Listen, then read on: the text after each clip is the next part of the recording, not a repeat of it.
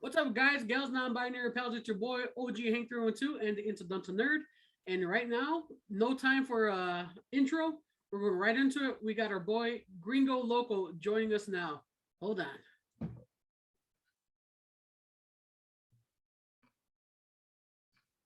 Audio is connecting. Yo, Hey. what up, Gringo? What up? What up? How you guys doing? And we're here. Thanks for giving us the time right now because Yeah. hey, nothing major going on in your life at the moment, huh?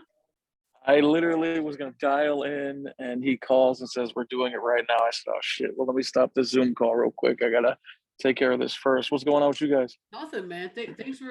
Thanks for being back on with us. We had you on maybe 2-3 years ago when we were as Wrestling Talk Randomness. Since then we've rebranded. We're For the Pop. We're doing Oh, we're doing interviews weekly now. Trying to bring nice. different, not even just wrestling, but just like all different types of contents. Um, Yeah. and I'd seen you the last few weeks, and obviously I didn't even know this announcement was coming.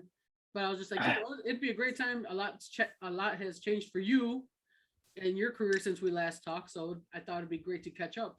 But Of Yes. course. So literally we were recording an episode and we were going over the card from Hammerstein. We talked about your match, waiting to see if you were going to be able to join us this evening. When this announcement comes out from Brett, Gringo Loco's the world on Lucha. Congratulations, brother. That's Thank amazing. you, man. No, thank you. Very, very excited. I've just been sitting on this for so long. And then there's been so many like ins and outs of this announcement. Like it was originally gonna be Loco's World on Lucha. I'm like, no, dude, it has to be Gringo Loco. So that was like a big thing. I just needed my whole name in there. And then the graphic came out and it was like similar to another show they're doing that weekend in terms of color scheme. And I was like, no, we can't do that either. So I'm very particular, especially if something has my name on it. I need it to be exactly how I want it. Otherwise, I mean, we would have announced like a couple weeks ago, but I've just been such a hard head on details and just really getting it right to make sure that people would, recognize it as its own entity and not, see it as, oh, that's too similar to another promotion. So, Got you. Well, like that's your brand though. Like you got to be protective of that. yeah, absolutely, absolutely. I want to be completely different from anything else you'll see that weekend, and I think we'll be able to capture that in Dallas. yeah, I mean, we were just talking about that, before you joined us, and like I said, I got the message. You're like, hold on, Brett's about to announce something big, and so I told Nerd here, I was like, oh, hold on. I was just like, we're still you actually. So I'll send you a clip of it. We actually read the announcement live when we were doing our GCW review, and it was a big pop, dude. Like, we've known you for years now. We've base squad and all that fun stuff, right? But Of course, yeah. that's amazing, dude. Literally, really, truly mean it. Congratulations. I mean, not just Hammerstein. I mean, we'll touch on that a little bit. I can imagine what big dream that was come true to wrestle there. But now to have your own show at the collective weekend, that's huge, man. Look at you, Gringo Yeah. Loco, making it happen. Thank you, man. Stars are aligning, man. I've always just kept positive and kept, knocking down doors that were completely closed and just really shutting up all the haters that are out there, man. Which I don't have that many, either that or I don't see all of them. But yeah, man, this is a really fun time in my career for sure. And thank you for all the positivity throughout all this time. I got to be honest, man. I miss all of the base squad and coming out to freelance Right. underground and Logan Square Auditorium. It feels like that chapter's closed because it seems like you guys don't go like all together to these shows all the time. There's like Yeah. pockets of you guys here, pockets of you guys there. Right. But I would be mistaken not to thank you guys personally for being so dope during that chapter of my career, because I can tell you, I used to think about it weeks before the show would even happen in Logan. Like, man, I have to have like the most lit entrance and just give them the best show that I can. So you guys were a big vital part of my success and fun in Logan for sure. We definitely appreciate the love back, and you always delivered. I mean, I think from the music hitting Tom with the lights, Kirby's big entrance, and then you always definitely brought something different to the shows, because you did your lucha stuff, and you always knew we were gonna see some shit when you were in the ring. So that's cool. So I guess, obviously I'm sure you got to keep a lot of stuff close to the chest still. But how did this idea for the World on Gringo Locos World on Lucha come about? Well, here's what it is. I mean, obviously Brett has to be a super fan of Lucha to begin with, and he is. And once he's seen that I was able to kind of like agent for these guys and definitely come to terms with like bigger stars that he's always wanted to get, and I'm able to do that easily. I'm able to like facilitate that because I know all of them. I live down there, Right. and we started carving out our own little, I call it a Lucha corner in GCW, and we had our little spot, and then you would see that we would kill it. A lot of fans would react that, match of the night, whatever. Like he used to, tell me like, this is a really good thing that we have going here. Well, how can we make it bigger? And I was like, well, I mean, I could get my own show. Never in a million years thinking that it would happen. And then it started growing. I started bringing in like people that he has wanted to have for years, for example, Wagner and a couple other ones. Oh, we already announced that. I was like, I got to keep that quiet. But for Mascara Dorada, for Brett to be there was like years in the making. Like, I'm just facilitating a lot of these things going on. And he was like, all right, man, we're doing this and we're going to make it the biggest Lucha show during the weekend. So I said, I'm down. Like, let's go. I can definitely make this happen, especially if something has my name on it. I'm going at 10 out of 10. So Yeah. really looking forward to seeing how it turns out. That's amazing, dude. Like I can't tell you how happy I am for you, dude. Like I know it's cheesy. Like I'm popping huge for you because I could only imagine what that feeling is, dude. And that's awesome, dude. Love to see what you're doing, dude. Like, the lucha. We were talking about it earlier. Talking about the lucha aspect that you guys bring to GCW. Like that's something that's different. That's at GCW you're gonna get your. We're talking about like the variety GCW offers, right? You got obviously your hardcore, your deathmatch wrestling. You can have your pure wrestling styles, the flippy stuff, the big spots, but like your guys' lucha is definitely a little different than the big high spots and stuff like that. Like you guys create your own big spots, and yeah, we're painters of a different canvas, man. Like, I love that. I know you guys saw the double stack spot, and like people are talking about how iconic it was, and I thought about it 3 weeks before the show, like. Bandito has done it. I've done it. Why don't we do something with us both doing it? And then it just grew into this madness of like a Canadian off the top.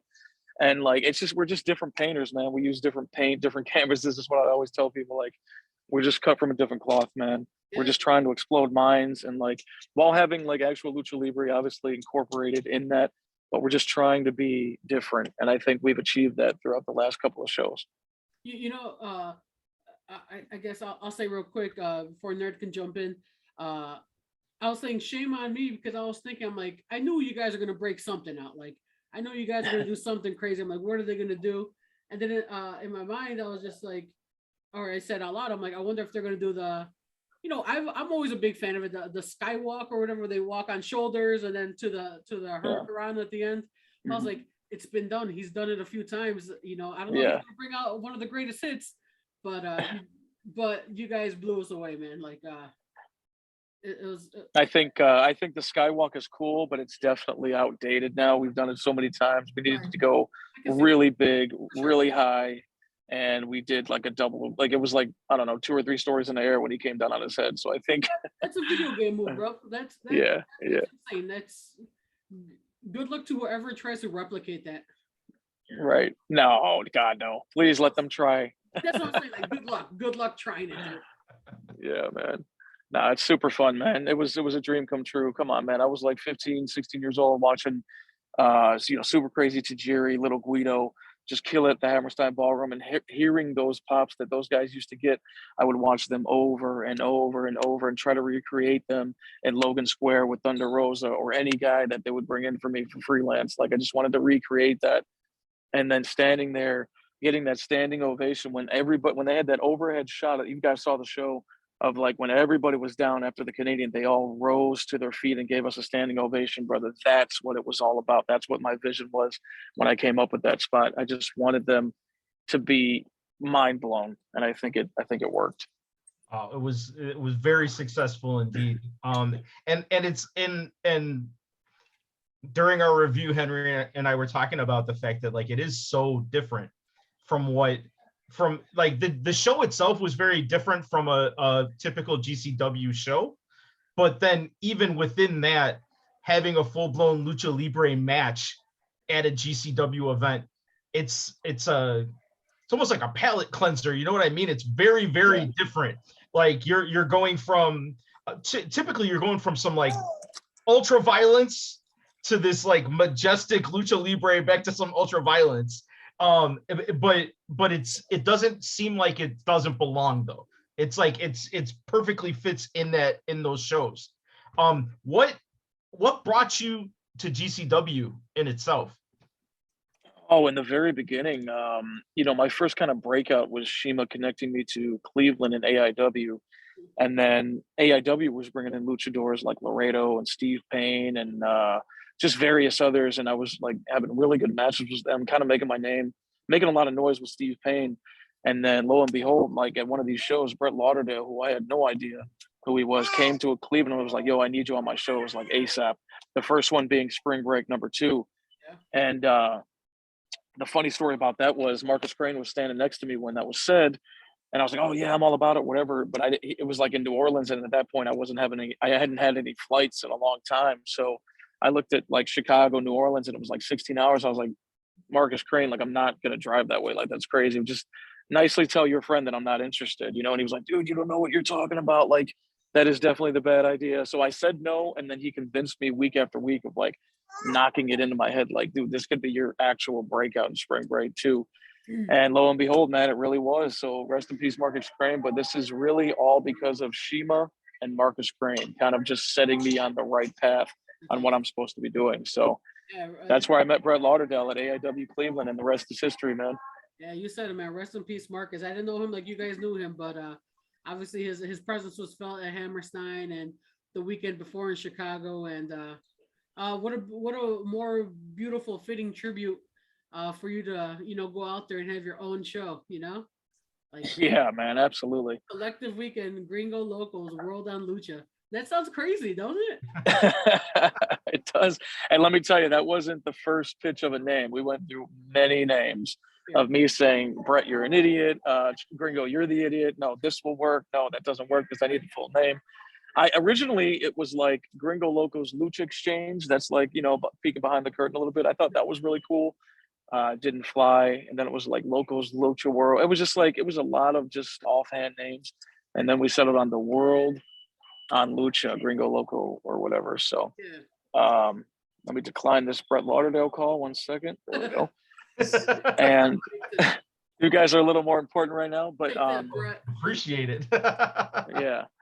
But yeah, absolutely, man. I think we both settled on that's a badass name, and it fits into his kind of world, with the world on GCW and the world on Lucha, and it has my name on the marquee. So I was happy. I was happy with the color scheme and everything. So we're going to kill it, man. You know what I mean? Let's go, bro. I couldn't agree more. I'm sure I have zero doubts that everyone is going to want to kill it, go hard for Lucha and all that. So I hope so. Can't say it enough. Congrats on Hammerstein. Congrats on everything else you do. Honestly, dude, congrats on getting your own show here. Thank you, brother. Are you planning on going, Hank? I haven't really thought about it yet, but my plan is always yes, I want to be there. But honestly, no smoke. I'm not trying to blow smoke up your ass. But after this announcement, like I feel like I have to be there. Like, yeah.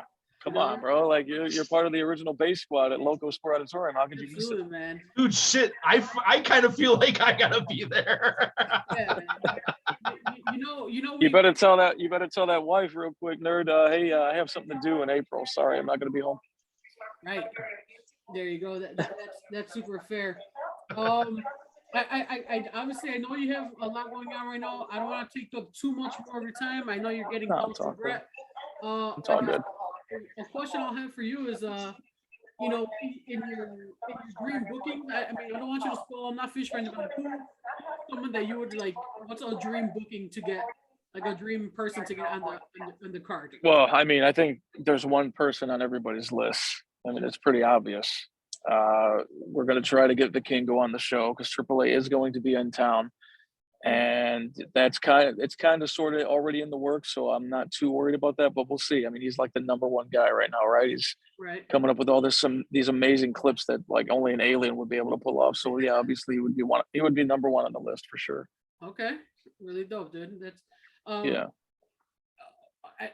Two-parter, I guess.